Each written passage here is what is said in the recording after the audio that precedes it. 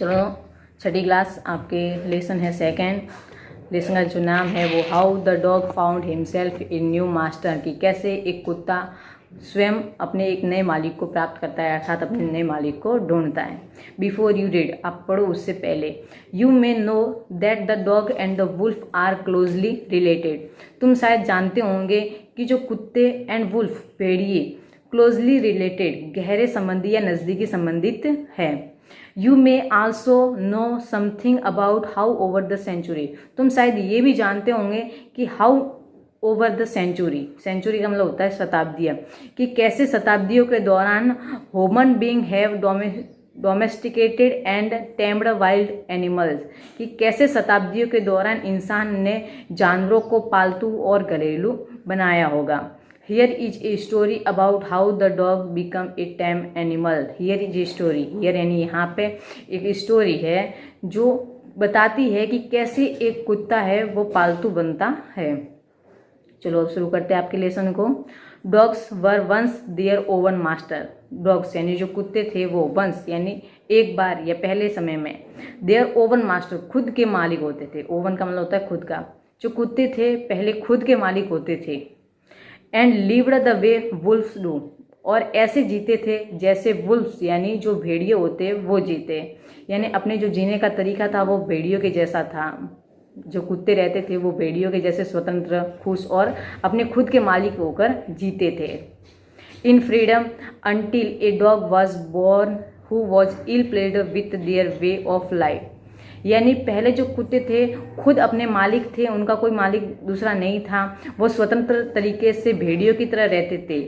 उस समय तक ही स्वतंत्र थे जब तक कि एक कुत्ते का जन्म नहीं हुआ, यानी अब एक ऐसे कुत्ते का जन्म होता है जो जीवन जीने का जो तरीका था, यानी जो भेड़िए स्वतंत्र रहकर रहते थे उसी तरह कुत्ते भी स्वतंत्र रहते थे।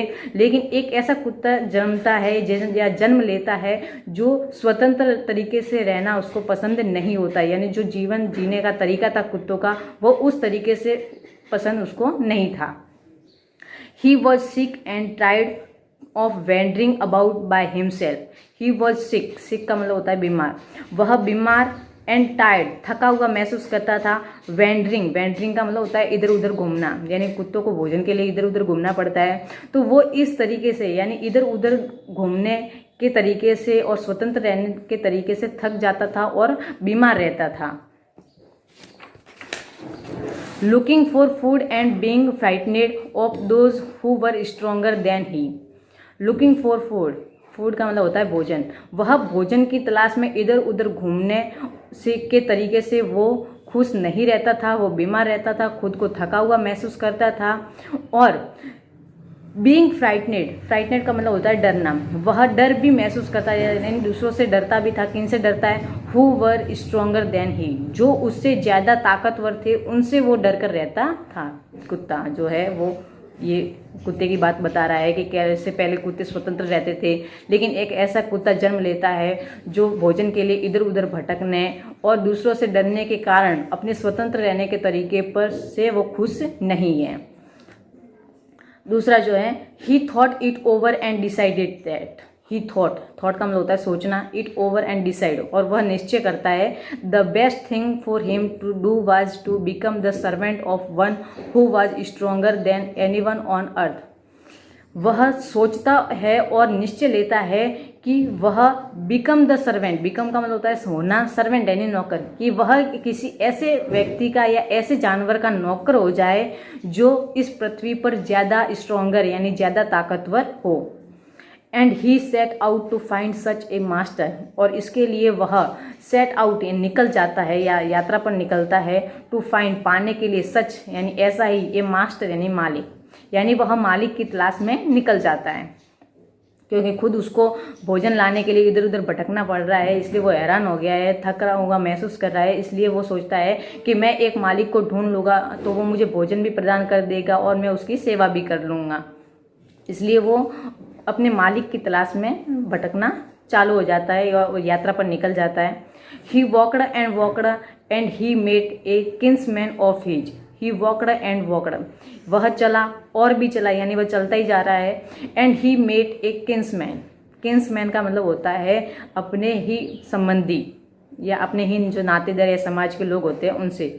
ही walked and he met kinsman, वह चलता ही रहता है और अपने नातेदार से मिलता है या रिश्तेदार से मिलता है। A big wolf who was as stronger as he was fierce, और वह एक बड़े वुल्फ यानी भेड़िए से मिलता है।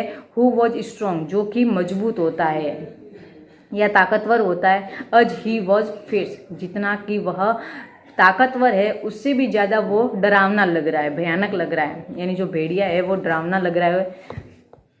Where are you going dog, where यानी कहाँ, आर यू गोइंग जा रहे हो, डॉग कुत्ते तुम कहाँ जा रहे हो। द वुल्फ आस्क्ड, भेड़िया पूछता है, भेड़िया क्या पूछता है उस कुत्ते से कि तुम कहाँ जा रहे हो।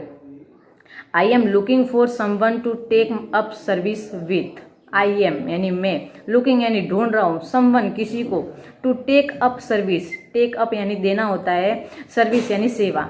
मैं एक ऐसे को ढूंढ रहा हूँ या ऐसे जानवर या ऐसे व्यक्ति को ढूंढ रहा हो जो मेरी सेवा को ले। Would you like to be my master wolf, क्या तुम मेरे मालिक बनोगे भेड़िए। अब वो जो कुत्ता है वो भेड़िए से क्या कहता है कि तुम मेरे मालिक बनोगे। I do not see why not, मैं क्यों नहीं बनूंगा, बनूंगा। द वुल्फ सेड, भेड़िए ने कहा।